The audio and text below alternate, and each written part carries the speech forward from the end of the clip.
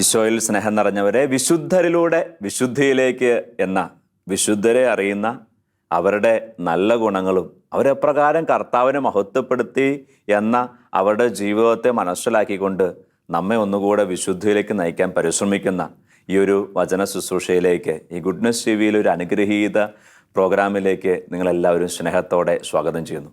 നമുക്ക് വിശുദ്ധരെക്കുറിച്ച് കൂടുതൽ അറിയാൻ പരിശ്രമിക്കാം. വിശുദ്ധരെ സ്നേഹിക്കാനും അവരുടെ മധ്യസ്ഥയിൽ പ്രാർത്ഥിക്കാനും നമുക്ക് പരിശ്രമിക്കാം. ഒപ്പം തന്നെ അതിനേക്കാളൊക്കെ ഉപരിയായിട്ട് ആ വിശുദ്ധർ ദൈവത്തെ മഹത്വപ്പെടുത്തി ജീവിച്ച പോലെ നമുക്കും ദൈവത്തെ മഹത്വപ്പെടുത്തി ജീവിക്കാൻ പരിശ്രമിക്കുകയും ചെയ്യാം. ഇന്നേ ദിവസം നമ്മളൊരു കുഞ്ഞ് വിശുദ്ധയുടെ ജീവിതമാണ് മനസ്സിലാക്കുക. പ്രായത്തിൽ നമ്മളെക്കാളൊക്കെ വളരെ ചെറുതാണെങ്കിലും വിശ്വാസത്തിലും തീക്ഷ്ണതയിലും ധൈര്യത്തിലും നമ്മളെയൊക്കെ കടത്തിവെട്ടുന്ന ഒരു വലിയ വിശുദ്ധയാണ് വിശുദ്ധ എവുലാലിയ.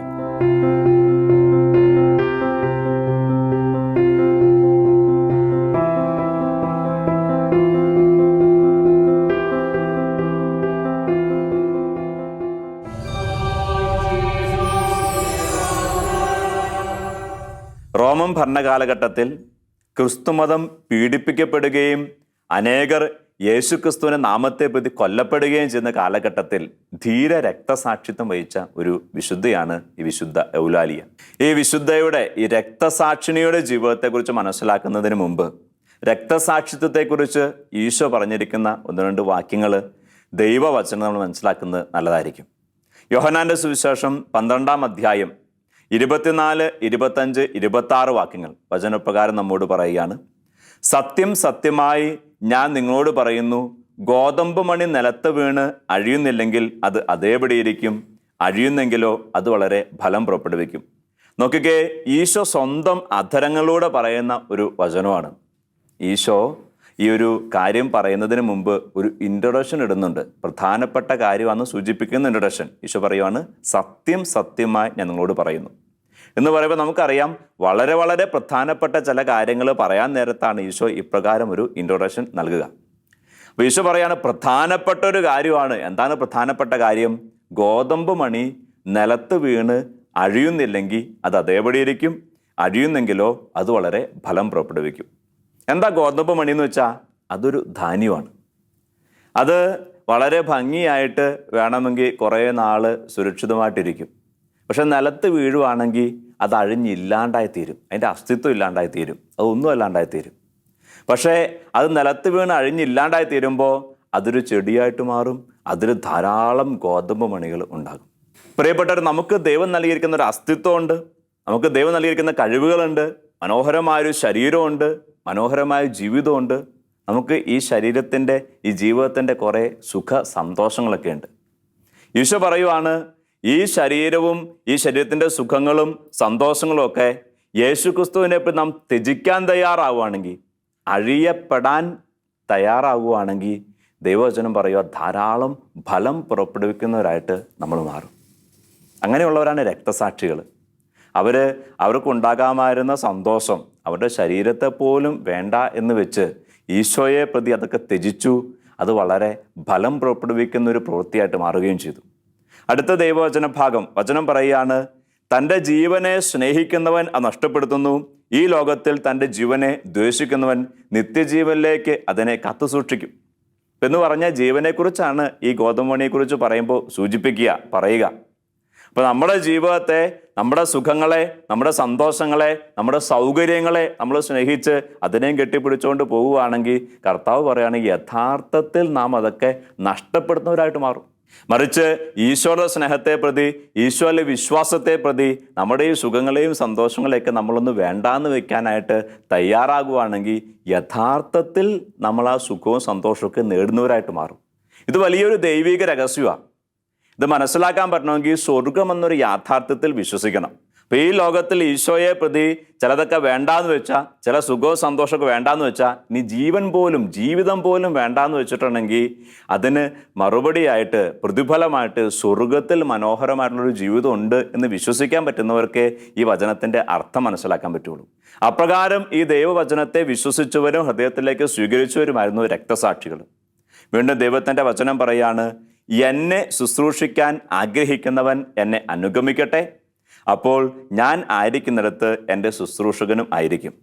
എന്നെ ശുശ്രൂഷിക്കുന്നവനെ പിതാവ് ബഹുമാനിക്കും. ഈശോ പറയാണ്, ഈശോയെ ശുശ്രൂഷിക്കാൻ ആഗ്രഹിക്കുന്നെങ്കിൽ എന്നോടും നിന്നോടുമായിട്ടോ വചനം പറയുക. നീ ഈശോയെ സ്നേഹിക്കാൻ, ഈശോയെ ശുശ്രൂഷിക്കാൻ ആഗ്രഹിക്കുന്നെങ്കിൽ നീ ഈശോയെ അനുഗമിക്കുക. ആരാണ് ഈശോ? ഈശോ കുരിശെടുത്തവനാ. ഈശോ ചില ദൈവീക കാര്യങ്ങൾക്കും പുണ്യങ്ങൾക്കും വേണ്ടി, ചില സത്യത്തിന് വേണ്ടി, ചില നിലപാടിന് വേണ്ടി മുൾമുടി അണിഞ്ഞവനാണ്, ചമ്മട്ടി കൊണ്ട് അടിക്കപ്പെട്ടവനാണ്, അവസാനം രക്തം ചിന്തി മരിച്ചവനാണ്. ഇനി എന്തായിരുന്നു ഈശോയുടെ ആ ലക്ഷ്യം? എന്തായിരുന്നു ഈശോയുടെ നിയോഗം? അത് ലോകത്തിൻ്റെ മുഴുവൻ രക്ഷയായിരുന്നു, പാപപരിഹാരമായിരുന്നു.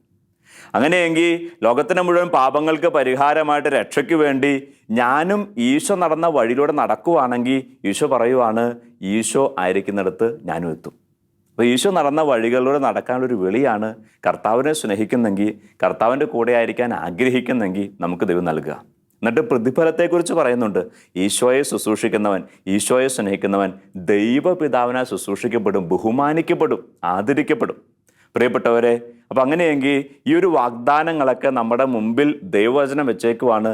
ഈ വാഗ്ദാനങ്ങളിലൊക്കെ വിശ്വസിക്കുകയും അവയൊക്കെ സ്വീകരിക്കാൻ തയ്യാറാവുകയും ചെയ്തവരും അതിൽ വിജയിച്ചവരുമാണ് രക്തസാക്ഷികൾ എന്നൊരു ആമുഖത്തോടു കൂടെ നമുക്ക് ഈ ഒരു കുഞ്ഞ് വിശുദ്ധയുടെ ജീവിതത്തിലേക്ക് പ്രവേശിക്കാം.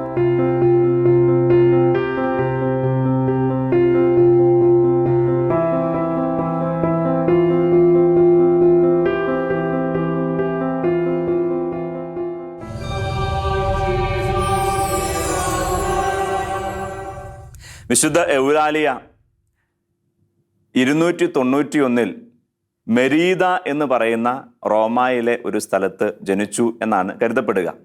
മെരീദ എന്ന സ്ഥലത്ത് ജനിച്ചു എന്നതിനെക്കുറിച്ച് സംശയമൊന്നുമില്ല. പക്ഷേ കൃത്യമായിട്ട് 291 അതോ അതിന് തൊട്ടടുത്ത ഏതെങ്കിലും വർഷങ്ങളിലാണോ ജനിച്ചത് എന്ന് സംശയമുണ്ട്. ചിലപ്പോൾ 290 ആവാനൊരു സാധ്യതയുണ്ട്. എന്നാലും ചരിത്രകാരന്മാരുടെ ഇപ്പോൾ നിഗമനം അനുസരിച്ച് 291 ജനിച്ചു എന്നാണ് പറയപ്പെടുക. കാരണം സഭ പീഡിപ്പിക്കപ്പെട്ട ഒരു സമയത്താണ് ഈ വിശുദ്ധ ജനിച്ചത്. ഈ വിശുദ്ധ ജനിച്ച രാജകൊട്ടാരത്തൊന്നുമല്ല, രാജകുമാരിയൊന്നും ആയിരുന്നില്ല. അപ്പം അതുകൊണ്ട് എന്ന് ജനിച്ചു, ഏത് ദിവസം ജനിച്ചു എന്നതിന് വളരെ കൃത്യമായ വിവരമൊന്നും നമ്മുടെ കയ്യിലില്ല. എന്നാൽ ഇവള് ജനിച്ചത് ഒരു വലിയ ക്രൈസ്തവ വിശ്വാസമുള്ളൊരു കുടുംബത്തിലായിരുന്നു. അപ്പനും അമ്മയും യേശുക്രിസ്തു വിശ്വസിക്കുന്നവരായിരുന്നു, ഭക്തിയുള്ളവരായിരുന്നു, കർത്താവിനെ അറിഞ്ഞ് സ്നേഹിക്കുന്നവരായിരുന്നു. അങ്ങനെ ഈ ക്രൈസ്തവ കുടുംബം മുന്നോട്ട് പോകുമ്പോൾ ഈ യൗലാലിയയ്ക്ക് 12 വയസ്സ് പ്രായമുള്ളപ്പോൾ ഇതാ ചക്രവർത്തിയുടെ മതപീഡന വിളംബരം വരികയാണ്. ഡയോക്ലീഷ്യൻ ചക്രവർത്തിയാണ് റോമ ഭരിക്കുക. അപ്പോൾ ക്രിസ്ത്യാനികളെല്ലാം ചക്രവർത്തി കൽപ്പിച്ചിരിക്കുന്നതനുസരിച്ച് റോമൻ ദൈവത്തെ, വിഗ്രഹത്തെ ആരാധിക്കണം. ഇങ്ങനെ വിഗ്രഹത്തെ ആരാധിക്കാൻ തയ്യാറാകാത്തവരെല്ലാം വധിക്കുക എന്ന വിളംബരം, മതപീഡന വിളംബരം അത് പുറപ്പെടുവിക്കുകയും അത് കൂടുതൽ മതപീഡനം ഭയങ്കര ശക്തമായിട്ട് കൂടുതലാക്കി ചെയ്യുകയും ചെയ്യുന്ന ഒരു സമയമുണ്ടായി. അപ്പോൾ മതപീഡനത്തെ ഭയന്ന് യേശുക്രിസ്തുവിൽ വിശ്വസിച്ച് ജീവിച്ചാൽ കൊല്ലപ്പെടും എന്നുള്ള ഭയം കാരണം ഈ യൗലാലിയയും കുടുംബവും മെരീദയിൽ നിന്ന് മറ്റൊരു ഉൾഗ്രാമത്തിലേക്ക് പോയി ജീവൻ രക്ഷിക്കാൻ വേണ്ടി. എന്നാൽ യേശുക്രിസ്തുവിനെ ഉപേക്ഷിക്കാൻ തയ്യാറുമല്ല. അപ്പം അങ്ങനെയാണ് ആ കുടുംബം മുഴുവൻ അങ്ങനെ പോവുക. എന്നാൽ ഈ കുടുംബം ഗ്രാമത്തിലേക്ക് പോയി കഴിഞ്ഞപ്പോൾ പ്രിയപ്പെട്ടവരെ, ഈ കൊച്ച് യൗലാലിയ 12 വയസ്സ്, 13 വയസ്സ് പ്രായം മാത്രമുള്ള യൗലാലിയയുടെ ഉള്ളിൽ ഇപ്രകാരം ഒരു തീഷ്ണത ജ്വലിക്കുവാണ്: എനിക്ക് ഈശോയെ പ്രതി രക്തസാക്ഷിയായിട്ട് മാറണം, എനിക്ക് ഈശോയെ പ്രതി മരിക്കണം, ഈശോയെ ഏറ്റുപറഞ്ഞു മരിക്കണം. അങ്ങനെ ഒരു ചിന്ത ഇവരുടെ ഉള്ളിൽ വരികയും അത് ശക്തി പ്രാപിക്കുകയാണ്. എന്നാൽ 12 വയസ്സ്, 13 വയസ്സ് പ്രായമുള്ള ഒരു കുട്ടി ഇത് പറഞ്ഞിട്ടുണ്ടെങ്കിൽ അപ്പനും അമ്മയും സമ്മതിക്കില്ല എന്നുള്ളത് നമുക്കറിയാമല്ലോ. അപ്പോൾ അപ്പൻ്റെയും അമ്മയുടെയും അനുവാദം കൂടാതെ ഒരു ദിവസം രാത്രി ഈ യൗലാലിയ തൻ്റെ ഭവനത്തിൽ നിന്ന് ഇറങ്ങുവാണ്. യൗലാലിയയുടെ കൂടെ ഒരു സഖിയുണ്ട്, ജൂലി എന്നാണ് അവളുടെ പേര്. ഒരു സമ്പന്ന കുടുംബത്തിൽ ജനിച്ചതുകൊണ്ട് ഇവളുടെ കൂടെ സഖിയായിട്ട്, തോഴിയായിട്ട് അല്ലെങ്കിൽ കൂട്ടുകാരിയായിട്ട് മാതാപിതാക്കൾ നൽകിയിരിക്കുന്ന ഒരു പെൺകുട്ടിയാണ് ഈ ജൂലി. ഈ ജൂലിയെയും കൂട്ടി ഇവൾ ഒരു ദിവസം രാത്രി മെരീദ എന്ന പട്ടണത്തിലേക്ക് നടക്കുവാണ്. മെരീദ പട്ടണത്തിലേക്ക് ഇവരെങ്ങനെ വന്നു എന്നത് പോലും വളരെ ആശ്ചര്യകരമാണ്. കാരണം വഴികാട്ടികളായിട്ട് ആരും ഉണ്ടായിരുന്നില്ല. ഇവരുടെ കയ്യിൽ വലിയ ദീപമോ ഇന്നത്തെ പോലെ ടോർച്ചൊന്നും ഇല്ലല്ലോ, അങ്ങനെ വഴിവിളക്ക് പോലും ഇല്ല. അങ്ങനെയുള്ള സാഹചര്യത്തിൽ അത്ഭുതകരമായ എന്ന വണ്ണം ഇവർ മെരീദ പട്ടണത്തിൽ കൽപ്പൂർണിയോസ് എന്ന് പറയുന്ന റോമൻ അധികാരിയുടെ, ഗവർണറുടെ അടുത്തെത്തി. അദ്ദേഹം ആകട്ടെ വളരെ ക്രൂരനാണ്, വളരെ ക്രൂരമായിട്ട് ക്രിസ്ത്യാനികളെ പീഡിപ്പിക്കുന്ന ഒരു വ്യക്തി. അദ്ദേഹത്തിനടുത്തെത്തി ഈ കുഞ്ഞ് എവുലാലിയ ഇപ്രകാരം പറയുകയാണ്, വിഗ്രഹങ്ങളെ ആരാധിക്കാൻ വേണ്ടി, ആ ആരാധനയെ പ്രോത്സാഹിപ്പിക്കാൻ വേണ്ടി ക്രിസ്ത്യാനികളെ കൊല്ലുകയും അവരെ നശിപ്പിക്കുകയും ചെയ്യുന്നത് തെറ്റാണ് എന്ന് ഈ ഗവർണറുടെ അടുത്ത് വന്നിട്ട് ഈ കുഞ്ഞു പെൺകുട്ടി പറയുകയാണ്. അപ്പോൾ ഇത് കേട്ടപ്പോൾ ഗവർണർക്ക് ദേഷ്യത്തെക്കാൾ ഉപരിയായിട്ട് ആദ്യം അത്ഭുതമാണ് വരിക, ആശ്ചര്യമാണ് വരിക. ഈ ഗവർണറുടെ അടുത്ത് വന്നിട്ട് ഇങ്ങനെ പറയാനായിട്ട് ഈ പെൺകൊച്ചിന് എങ്ങനെ ധൈര്യം വന്നു? പ്രിയപ്പെട്ടവരെ, യേശുക്രിസ്തുവിൽ യഥാർത്ഥത്തിൽ വിശ്വസിക്കുകയും യേശുവിൻ്റെ കൃപ ഉള്ളിൽ സ്വീകരിക്കുകയും ചെയ്യുന്നവരൊക്കെ ധൈര്യമുള്ളവരാ, പേടിത്തൊണ്ടന്മാരല്ല. നമ്മുടെ കർത്താവിൻ്റെ സ്വഭാവമാണല്ലോ, കർത്താവ് ധൈര്യമുണ്ട്. പീലാത്തോസിന് മുമ്പിൽ വെച്ച് പോലും കർത്താവ് ഭയപ്പെട്ടില്ല. ഇനി പടയാളികളുടെയോ അല്ലെങ്കിൽ യഹൂദ പ്രമാണികളുടെ മുമ്പിൽ വെച്ചും അവിടുന്ന് ഭയപ്പെട്ടില്ല. കുരിശിന്മേൽ മരിക്കപ്പെടുന്ന സമയത്ത് പോലും അവിടുന്ന് ഭയപ്പെട്ടില്ല. പറയേണ്ടത് പറഞ്ഞു തന്നെയാണ് കർത്താവ് കുരിശുമരണം സ്വീകരിച്ചത്. കർത്താവ് മാത്രമല്ല, കർത്താവിൻ്റെ അപ്പസ്തോലന്മാരും വിശുദ്ധരും ഒക്കെ അപ്രകാരമുള്ളവരായിരുന്നു. രക്തസാക്ഷികളാരും ഭയന്ന് മരിച്ചവരല്ല, മറിച്ച് ധൈര്യത്തോടെ മരണത്തെ സ്വീകരിച്ചവരാ. ധൈര്യം എന്നുള്ളത് പരിശുദ്ധാത്മാവിൻ്റെ കൃപയാണ്. ആ ധൈര്യത്തിന് വേണ്ടി കൂടി നമുക്ക് പ്രാർത്ഥിക്കാം. കാരണം ധൈര്യം ഉണ്ടെങ്കിലേ നമുക്ക് ഈശോയ്ക്ക് സാക്ഷിയായി ജീവിക്കാൻ പറ്റുള്ളൂ. ചില പ്രതികൂല സാഹചര്യം കടന്നു വരുമ്പോൾ ധൈര്യം ഉണ്ടെങ്കിലേ നമുക്ക് അവയെ നേരിട്ടും ഈശോയ്ക്ക് സാക്ഷിയായിട്ട് നമ്മുടെ നിലപാട് വ്യക്തമാക്കാൻ സാധിക്കുള്ളൂ. ഇതാ ഈ കുഞ്ഞു പെൺകുട്ടി ഗവർണറുടെ അടുത്ത് വന്നിട്ട് പറയുവാണ്, നീ ചെയ്യുന്നത് ശരിയല്ല. ഇത് പറയാനുള്ള ധൈര്യം പരിശുദ്ധാത്മാവ് അവൾക്ക് നൽകി. എന്നിട്ടോ അത്ഭുതത്തോടെ ഈ ഗവർണർ ഈ പെൺകുട്ടിയോട് ചോദിക്കുവാണ്, നീ ആരാണ്? മറുപടിയായിട്ട് സ്വന്തം പേര് പറയുന്നതിന് പകരം എവുലാലിയ പറയുന്ന ഇപ്രകാരമാണ്, ഞാൻ ഒരു ക്രിസ്ത്യാനിയാണ്. ഞാൻ ആരാധിക്കുന്ന ദൈവം അങ്ങയുടെ പ്രവൃത്തിയോട് ഭയങ്കര വെറുപ്പ് എന്നിൽ ഉളവാക്കിയിരിക്കുന്നു. നോക്കിക്കേ, ധൈര്യത്തോടെയുള്ള വാക്കുകൾ. ആ വാക്കുകളിൽ തന്നെ ഒരു നിലപാട് കൂടെ വ്യക്തമാണ്. എന്താണ്? നീ ആരാണെന്ന് ചോദിക്കുമ്പോൾ പേരല്ല പറയുക, മറിച്ച് ഞാനൊരു ക്രിസ്ത്യാനിയാണ് എന്നുള്ളത് പറയുക. അതൊരു നിലപാടാണ്. എവുലാലിയ പറയുന്ന ഇതാണ്, എൻ്റെ പേരിലൊന്നും ഒരു കാര്യമില്ല, ഞാൻ യേശു ക്രിസ്തുവിൽ വിശ്വസിക്കുന്നു, ക്രിസ്തുവിൻ്റെ അനുയായിയാണ് എന്നുള്ളതാണ് എൻ്റെ അസ്തിത്വം. നോക്കിക്കേ, ആ പെൺകുട്ടിയുടെ മറുപടി തന്നെയുള്ള ആ വിശ്വാസ ധീരതയും നിശ്ചയദാർഢ്യവും. ഞാനൊരു ക്രിസ്ത്യാനിയാ അവൾ പറയുക. നീ ആരാണ്? ഞാനൊരു ക്രിസ്ത്യാനിയാ. ഇനിയോ, എൻ്റെ ഉള്ളിൽ ഞാൻ ആരാധിക്കുന്ന ദൈവം അങ്ങയുടെ പ്രവൃത്തിയോട് ഭയങ്കര വെറുപ്പ് ഉളവാക്കിയിരിക്കുവാണ്. എനിക്ക് നിന്നെ ഇഷ്ടമില്ല, എനിക്ക് ഇതിനോട് വെറുപ്പാണ്, അറപ്പാണ്. കാരണം നീ ചെയ്യുന്നത് തിന്മയാണ്. ഗവർണറോടാണ് പറയുക. അപ്പോൾ ഗവർണർ അവളോട് ചോദിക്കുവാണ്, കുഞ്ഞെ, ആരോടാണ് സംസാരിക്കുന്നത് നിനക്കറിയാമോ? അവൾ ധൈര്യത്തോടെ മറുപടി പറയുവാണ്, ഗവർണറോട്. ഗവർണർ ഈ കൊച്ചു പെൺകുട്ടിയെ കുറേ സമ്മാനങ്ങളൊക്കെ നൽകാം, നിനക്ക് കുറേ സമ്പത്ത് തരാം, നിനക്കല്ല സൗഭാഗ്യം തരാം എന്നൊക്കെ പറഞ്ഞുകൊണ്ട് രാജകൊട്ടാരത്തിൽ താമസിപ്പിക്കാം എന്നൊക്കെ പറഞ്ഞുകൊണ്ട് കുറേ വാഗ്ദാനങ്ങൾ നൽകുവാണ്. എന്താണ് വാഗ്ദാനങ്ങളുടെ പ്രതിഫലമായിട്ട് അവൾ ചെയ്യേണ്ടത്? അവളുടെ നിലപാട് മാറ്റണം. അവൾ വിഗ്രഹങ്ങൾ ആരാധിക്കാൻ തയ്യാറാകണം. അല്ലെങ്കിൽ യേശു ക്രിസ്തുവിനെ ആരാധിക്കുന്നു, ഞാൻ ക്രിസ്ത്യാനിയാണ് എന്ന് പറയുന്ന ആ നിലപാടിന് മാറ്റം വരുത്തണം. ഇങ്ങനെ പല മോഹന വാഗ്ദാനങ്ങൾ നൽകിയെങ്കിലും ഇതിലൊന്നും എവുലാലിയ വീണില്ല. അവൾ ധൈര്യത്തോടെ പറയുക, ഈശോയെ ഉപേക്ഷിച്ചിട്ട് എനിക്കൊരു ജീവിതം വേണ്ട. വാഗ്ദാനങ്ങളുടെ ആ സമയം കഴിഞ്ഞു. പിന്നെ ഗവർണർ പറഞ്ഞു അവളെ പീഡിപ്പിക്കാൻ, അടിക്കാൻ പറഞ്ഞു. അവളെ വിവസ്ത്രയാക്കി മാറ്റിയതിനു ശേഷം അവളെ മർദ്ദിക്കാനായിട്ട് ആരംഭിച്ചു. അതിനെ മർദ്ദിച്ച് അവശതയാക്കി വടികൊണ്ടും മറ്റു രീതിയിലുള്ള ചാട്ടകൊണ്ടൊക്കെയുള്ള അടിക്ക് ശേഷം കൊളത്തുകൾ ഉപയോഗിച്ചുകൊണ്ട് അവളെ അടിച്ചു. അവളുടെ പിഞ്ചു ശരീരത്തിൽ മാംസത്തിൽ ഇരുമ്പ് കൊളുത്തുകൾ കൊളുത്തി വലിച്ചു കീറി അതിനകത്ത് മുറിവുകൾ ഉണ്ടാക്കി. ആ മുറിവുകളിൽ എണ്ണയൊഴിച്ച് തിരിയിട്ട് തീയിട്ടു. പ്രിയപ്പെട്ടവരെ, നമുക്കൊരു പക്ഷേ സ്വപ്നത്തിൽ പോലും കാണാൻ പറ്റുന്നതിലും അപ്പുറത്തുള്ള വലിയ പീഡനങ്ങൾ ഈ ചെറിയ പെൺകുട്ടിയുടെ ശരീരത്തിലേക്ക് ആ കിരാതന്മാരായ പടയാളികളും ഗവർണറും ഏൽപ്പിച്ചു. പക്ഷേ അതിനിടയിലും അവൾ കർത്താവിനെ സ്തുതിച്ചുകൊണ്ടിരുന്നു. എവുലാലിയുടെ വാക്കുകൾ ഇപ്രകാരം രേഖപ്പെടുത്തിയിരിക്കുന്നു. മർദ്ദകർ അതിക്രൂരമായിട്ട് അവളെ പീഡിപ്പിക്കുമ്പോൾ അവൾ പറയുകയാണ്, ഈ വ്രണങ്ങൾ എന്നെ അങ്ങയുടെ മണവാട്ടിയാക്കാൻ യോഗ്യമാക്കുമെന്ന് ഞാൻ വിശ്വസിക്കുന്നു. അങ്ങയുടെ കാരുണ്യത്താൽ എന്നെ അതിന് യോഗ്യനാക്കണമേ. ഈ മുറിവുകളുടെ ഇടയിലും വേദനയ്ക്കിടയിലും മുറിവുകളിലെ എണ്ണയൊഴിച്ചിട്ട് തീ കൊളുത്തുന്ന ആ ഒരു ക്രൂര പീഡനങ്ങൾക്കിടയിലും അവൾ ഇപ്രകാരം കർത്താവിനെ സ്തുതിച്ചുകൊണ്ട് ഈശോയെ പ്രതി സഹിക്കാൻ കഴിഞ്ഞുള്ള സന്തോഷത്തോടെ മരണത്തെ സ്വീകരിക്കുക. അവളുടെ മരണസമയത്ത് അവളുടെ വായിൽ നിന്ന് ഒരു വെൺപ്രാവ് പറന്നുയർന്നു പോയി എന്നാണ് അവിടെ ചരിത്രം സാക്ഷ്യപ്പെടുത്തുക. ഇപ്രകാരം അവളെ മർദ്ദിച്ചവശയാക്കുകയും മുറിവുകൾ വലിച്ചു കീറുകയും അതിൽ തീയിടുകയും ഒപ്പം നഗ്നയാക്കി അവഹേളിക്കുകയും ചെയ്ത് ഈ നഗ്നതയും ഈ പീഡനങ്ങളും വേദനയൊക്കെ അവൾ സഹിച്ചുകൊണ്ട് വിശുദ്ധിയിൽ തന്നെ മരിച്ച് മരണശേഷം അവളുടെ ശരീരത്തിന് ചുറ്റും ഒരു മഞ്ഞ് വന്നു പൊതിയുകയും അപ്രകാരം ദൈവം അവളുടെ നഗ്ന ശരീരത്തിൻ്റെ നഗ്നത മറക്കുകയും ചെയ്തു എന്നുകൂടെ ഒരു പാരമ്പര്യ കഥയും ഉണ്ട്. പ്രിയപ്പെട്ടവരെ, എന്തൊക്കെയായാലും നമ്മുടെ മുന്നിൽ ഒരു ചെറിയ വിശുദ്ധ, പക്ഷെ വലിയ തീക്ഷ്ണതയുള്ള വിശ്വാസമുള്ള വിശുദ്ധ നമ്മുടെ മുമ്പിൽ നിൽക്കുക. നമ്മളെ വെല്ലുവിളിച്ചുകൊണ്ടായി വിശുദ്ധ നിൽക്കുക. എന്താ വെല്ലുവിളിക്കുന്നതെന്നറിയോ? ഇത്രയും വലിയ സഹനവും ഇത്രയും വലിയ പീഡനങ്ങളും കടന്നു വന്നപ്പോഴും അവൾ കർത്താവിനെ മഹത്വപ്പെടുത്തി വിജയിച്ച് മുന്നോട്ട് പോയി. നമ്മുടെ ജീവിതത്തിൽ ചിലപ്പോൾ നമ്മുടെ വിശ്വാസത്തിന് മേലേക്ക് ചെറിയ ചെറിയ പ്രതിസന്ധി കടന്നു വരുമ്പോൾ നമ്മൾ എപ്രകാരമാണ് ആ പ്രതിസന്ധികൾ നേരിടുക? നമുക്കുള്ളത് ഇപ്രകാരം ക്രൂര പീഡനമൊന്നുമല്ല. നമുക്കുള്ളത് ചെറിയ വാഗ്ദാനങ്ങളാണ്, ചെറിയ ചെറിയ പാപത്തിൻ്റെ പ്രലോഭനങ്ങളാണ്.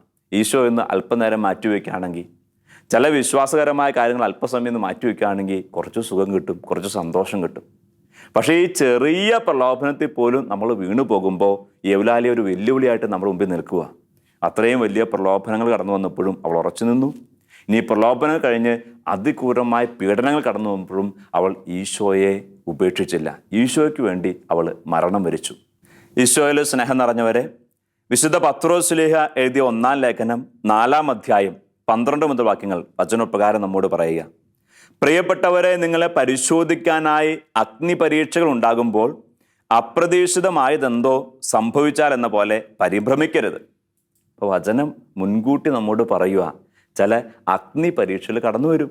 എൻ്റെ ജീവിതത്തിലും നിൻ്റെ ജീവിതത്തിലും നമ്മുടെ എല്ലാവരുടെയും ജീവിതത്തിൽ നമ്മുടെ വിശ്വാസത്തെ, നീ വിശ്വാസിയാണെങ്കിൽ നിൻ്റെ വിശ്വാസത്തെ പരീക്ഷിക്കാനായിട്ട് അഗ്നി പരീക്ഷകൾ വരും. അതൊരു പക്ഷേ ശരീരത്തിൻ്റെ പീഡകളാകാം, ചിലപ്പോൾ രോഗമായിരിക്കാം. ചില വിശുദ്ധരും ചില വ്യക്തികളൊക്കെ ഉണ്ടല്ലോ, വളരെ വിശുദ്ധിയിൽ ജീവിച്ചു, പക്ഷേ രോഗപീഠകൾ ഒന്നിനു പുറകെ ഒന്നായിട്ട് കടന്നു വന്നപ്പോൾ വിശ്വാസത്തിൽ പ്രലോഭനമായി, പരീക്ഷണമായി.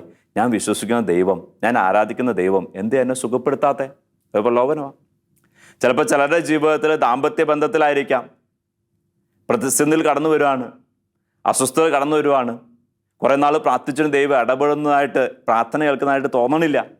അപ്പോൾ പ്രതിസന്ധിയായി, പ്രലോഭനമായി, പരീക്ഷണമായി. എന്തേ എൻ്റെ ദൈവം എൻ്റെ പ്രാർത്ഥന കേൾക്കാത്തെ?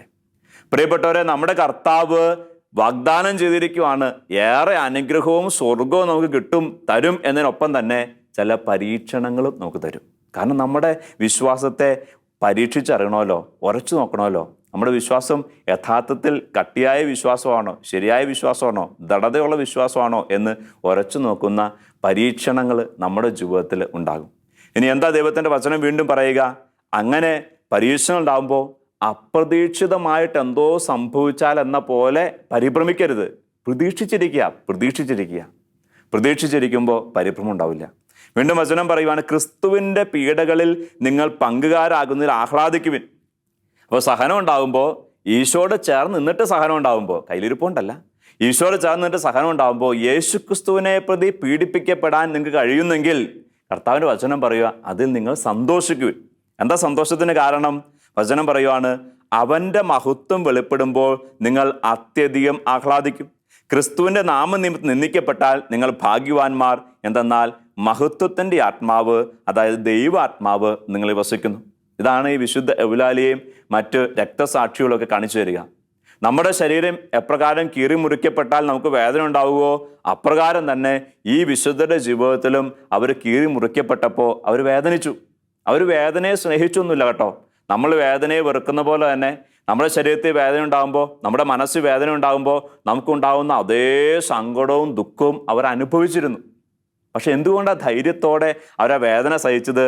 കാരണം അവർക്കറിയാമായിരുന്നു, യേശുക്രിസ്തുവിൻ്റെ നാമത്തെ പ്രതി, യേശുക്രിസ്തുവിൻ്റെ വിശ്വാസത്തെ പ്രതിയാണ് ഈ സഹനം വരുന്നത് എന്നുള്ളത് കൊണ്ട് ഇത് വലിയ മഹത്വമായിട്ട് മാറും, വലിയ ആനന്ദമായിട്ട് മാറും. ഇതിന് വലിയ പ്രതിഫലമുണ്ട്. ഈ ഒരു വിശ്വാസമുള്ളവർക്ക് യേശുക്രിസ്തു പീഡിപ്പിക്കപ്പെടുമ്പോൾ, സഹനം കടന്നു വരുമ്പോൾ അതിനെ അതിജീവിക്കാൻ സാധിക്കും. ഒരുപക്ഷെ നമ്മുടെ ജീവിതത്തിലെ സാധാരണങ്ങളായ സഹനങ്ങൾ, തെറ്റിദ്ധാരണകളാകാം. നമ്മുടെ പ്രിയപ്പെട്ടവർ നമ്മൾ തെറ്റിദ്ധരിക്കുന്നു, അല്ലെങ്കിൽ നമ്മൾ നന്മ ചെയ്തിട്ടും ചിലപ്പോൾ നമുക്ക് എതിരായിട്ടൊക്കെ എന്തെങ്കിലും പറയുന്നു. ഈ സഹനങ്ങൾ പോലും യേശുക്രിസ്തുവിൻ്റെ കുരിശിനോട് ചേർത്ത് വയ്ക്കാൻ പറ്റുമോ? നമ്മെ വേദനിപ്പിക്കുന്നവരോട് ക്ഷമിക്കാൻ പറ്റുമോ? ഈ രക്തസാക്ഷികളൊന്നും തങ്ങളെ പീഡിപ്പിച്ചവരോട് വെറുത്തുകൊണ്ടല്ല മരിച്ചുപോയത്, മറിച്ച് അവരോട് ക്ഷമിച്ചുകൊണ്ട്, അവരെ സ്നേഹിച്ചുകൊണ്ട്, അവർക്ക് വേണ്ടി കൂടെ പ്രാർത്ഥിച്ചുകൊണ്ടാണ് അവർ കടന്നുപോയത്. ഇപ്രകാരം നമ്മുടെ ജീവിതത്തിലും സഹനം നൽകുന്ന വ്യക്തികളോട് ക്ഷമിക്കാൻ പറ്റുമോ, അവരനുഗ്രഹിച്ച് പ്രാർത്ഥിക്കാൻ പറ്റുമോ? അങ്ങനെയെങ്കിൽ നമ്മളും ക്രിസ്തുവിൻ്റെ സഹനത്തിൽ പങ്കുകാരായി മാറുന്നവരായിട്ട് മാറും. എന്ന് പറഞ്ഞാൽ ക്രിസ്തുവിൻ്റെ സഹനത്തിൽ നാം പങ്കുകാരാകുന്നത് സഹനത്തെ നാം എപ്രകാരം സ്വീകരിക്കുന്നു എന്നതിലാണ്. ഒരുപക്ഷെ നമുക്ക് യേശുക്രിസ്തു ഉണ്ടായ പോലെ ആയിരിക്കണമെന്നില്ല സഹനം വരുന്നത്. ചിലപ്പോൾ ചിലർ വിചാരിക്കും, ഓ എനിക്ക് രോഗത്തിൻ്റെ സഹനമാണ്, ഈശോയുടെ സഹനം പോലത്തെ സഹനമല്ല, രക്തസാക്ഷിയുടെ സഹനം പോലത്തെ സഹനമല്ല. ഏത് രീതിയിലെ സഹനമാകാം, രോഗത്തിൻ്റെ സഹനമാകാം, ബന്ധങ്ങളുടെ സഹനമാകാം, സാമ്പത്തിക ഞെരുക്കമാകാം, നമുക്കുള്ള ഏത് സഹനമാണെങ്കിലും നമ്മളത് എങ്ങനെ സ്വീകരിക്കുന്നു എന്നനുസരിച്ചാണ് നമ്മൾ ക്രിസ്തുവിൻ്റെ സഹനത്തെ പങ്കാളികളാകുന്നത്. യേശു സഹനത്തെ സ്വീകരിച്ചതുപോലെ, യേശു സഹനത്തെ സ്വീകരിക്കുമ്പോൾ ഈശോയ്ക്ക് ഒരു ലക്ഷ്യമുണ്ടായിരുന്നു, ഒരു നിയോഗം ഉണ്ടായിരുന്നു. അതുപോലെയുള്ള നിയോഗത്തിൽ രക്ഷാകരമാക്കിയിട്ട് സഹനത്തെ സ്വീകരിക്കാൻ പറ്റുമോ? അങ്ങനെയെങ്കിൽ ഞാനും നീയും യേശു ക്രിസ്തു സഹനത്തിൽ പങ്കാളികളായിട്ട് മാറും. അങ്ങനെ പങ്കാളികളായിട്ട് മാറുന്നെങ്കിൽ ദൈവത്തിൻ്റെ വചനം പറയുവാണ്, നമ്മുടെ ഉള്ളിൽ മഹത്വത്തിൻ്റെ ആത്മാവ്, ദൈവാത്മാവ് ഉണ്ട് എന്നതിന് തെളിവാണത്. അങ്ങനെയെങ്കിൽ നമുക്ക് വലിയ പ്രതിഫലം ഉണ്ടായിരിക്കും. വീണ്ടും അടുത്ത വചനം, നിങ്ങളിൽ ആരും തന്നെ കൊലപാതകികളോ മോഷ്ടാവോ ദുഷ്കർമ്മിയോ പരദ്രോഹിയോ ആയി പീഡ സഹിക്കാൻ ഇടയാകരുത്. ക്രിസ്ത്യാനി എന്ന നിലയിലാണ് ഒരുവൻ പീഡ സഹിക്കുന്നതെങ്കിൽ അതിലവൻ ലജ്ജിക്കാതിരിക്കട്ടെ. പിന്നെയോ ക്രിസ്ത്യാനി എന്ന നാമത്തിൽ അഭിമാനിച്ചുകൊണ്ട് അവൻ ദൈവത്തെ മഹത്വപ്പെടുത്തട്ടെ. പ്രിയപ്പെട്ടവരെ, ഈ ദൈവത്തിൻ്റെ വചനം തൻ്റെ ജീവിതത്തിൽ 100% പൂർത്തീകരിച്ച ഈ വിശുദ്ധ എവുലാലിയുടെ ജീവിതം നമ്മുടെ മുമ്പിൽ നിൽക്കുമ്പോൾ നമുക്കും ഈ എവുലാലിയെ അനുകരിച്ചുകൊണ്ട് നമ്മുടെ ജീവിതത്തിൽ സഹനത്തെ രക്ഷാകരമാക്കി മാറ്റാം, ക്രിസ്തുവിനെ മഹത്വപ്പെടുന്ന രീതിയിൽ സഹനത്തെ സ്വീകരിക്കാം. അങ്ങനെ നമുക്കും മഹത്വത്തിൻ്റെ വാഗ്ദാനങ്ങൾ സ്വീകരിക്കാം. 303 ഫെബ്രുവരി 12 അവൾ രക്തസാക്ഷിണിയായി ഈ ലോകത്തു നിന്ന് സ്വർഗത്തിലേക്ക് പോയത് എന്ന് ആണ് കരുതപ്പെടുക. അവളുടെ മരണശേഷം സഭയ്ക്ക് സ്വാതന്ത്ര്യം കിട്ടിയ നാളു മുതൽ അവളുടെ മരണശേഷം ഉടനെ തന്നെ അവളെ ഒരു വിശുദ്ധിയായിട്ടും സ്വർഗീയ മധ്യസ്ഥയായിട്ടും ജനം അംഗീകരിച്ചു പോരുകയും ആദരിക്കുകയും ചെയ്തിരുന്നു. സഭയ്ക്ക് സ്വാതന്ത്ര്യം ഉടനെ തന്നെ ഏതാണ്ട് 313 ലഭിക്കുകയുണ്ടായല്ലോ. അങ്ങനെ സഭയ്ക്ക് സ്വാതന്ത്ര്യം ലഭിച്ചതിന് ശേഷം ഈ വിശുദ്ധയുടെ മധ്യസ്ഥതയിൽ ആളുകൾ പ്രാർത്ഥിക്കുന്ന ഒരു പതിവുണ്ടായിരുന്നു. ചരിത്രം സാക്ഷ്യപ്പെടുത്തുക 350 എവുലാലിയെ വിശുദ്ധിയായിട്ട് പരിഗണിച്ചിരുന്നു എന്നുള്ളതാണ്. സഭ പ്രഖ്യാപിക്കുന്നത് പിന്നീടാണ്. പക്ഷേ അതിനു മുമ്പ് തന്നെ ആളുകൾ എവുലാലിയെ ഒരു വിശുദ്ധിയായിട്ട്, സ്വർഗീയ മധ്യസ്ഥയായിട്ട്, വിശ്വാസത്തിന് വലിയ പ്രതീകമായിട്ട് അംഗീകരിക്കുകയും അവളുടെ മധ്യസ്ഥയിൽ പ്രാർത്ഥിക്കുകയും ചെയ്തിരുന്നു. AD 560 ഒരു വലിയ ബസിലിക്ക അവളുടെ കബറത്തിൻ്റെ മുകളിൽ പണിയപ്പെടുകയുണ്ടായി. മരണസ്ഥലത്ത്, കബറസ്ഥലത്ത് ഒരു വലിയ ബസിലിക്ക പണിയുണ്ടായി. പിന്നീട് അവളുടെ ഭൗതിക അവശിഷ്ടങ്ങൾ AD 780 സ്പെയിനിലെ ഒവീദോ എന്ന സ്ഥലത്തേക്ക് മറ്റൊരു ദേവാലയത്തിലേക്ക് മാറ്റപ്പെടുകയുണ്ടായി. ഇന്ന് സ്പെയിനിൽ വളരെ അറിയപ്പെടുന്ന ഒരു വിശുദ്ധിയാണ് വിശുദ്ധ എവുലാലിയ. ഈ വിശുദ്ധ നമ്മുടെ ജീവിതത്തിന് ഒരു വെല്ലുവിളിയായിട്ട് നിൽക്കട്ടെ. യേശുക്രിസ്തുവിന് സാക്ഷ്യം വഹിച്ച് ജീവിക്കാൻ നിസാര പ്രലോഭനങ്ങൾ, നമ്മുടെ ജീവിതത്തിലെ ഏത് പ്രലോഭനവും ഈ വിശുദ്ധയുടെയൊക്കെ വെച്ച് നോക്കുമ്പോൾ നിസാരം തന്നെയാണ്. നിസാര പ്രലോഭനങ്ങളുടെ മുമ്പിൽ നമ്മൾ വീണു പോകാതിരിക്കാൻ ഇവൾ നമുക്കൊരു പ്രചോദനമായിട്ട് മാറട്ടെ. ഈശോ നമ്മെ എല്ലാവരെയും സമർത്ഥമായിട്ട് അനുഗ്രഹിക്കട്ടെ.